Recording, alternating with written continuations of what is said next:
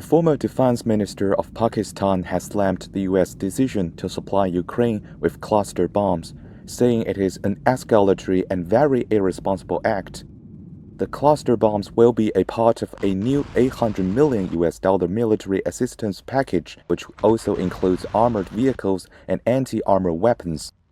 I think it goes without saying that it is an irresponsible act because it is against the UN Convention of cluster ammunition. It is an escalatory act. It is a very irresponsible act. It is against UN conventions.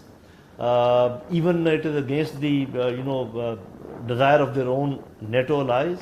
They once said that Russians are using it, and they gave very strong statement that this is not to be used, and if they are using it, they are doing something wrong. So these are double standards, that on one side you say that it should not be used, and others you want to use it yourself.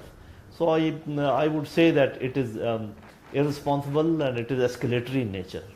Lودھی also noted the possible humanitarian consequences of using cluster bombs. Such ammunition, which instead of killing, maims people, it takes away their limbs and makes them ineffective in life. So all conventions, they are against it. So actually what happens is, whenever these ammunitions are used, cluster bombs or cluster mines or cluster bomblets in whatever form, they actually create a very deep scars on that society, because you will find many people who are without a leg or without an arm and disabled. That sight, it's difficult to look at their plight.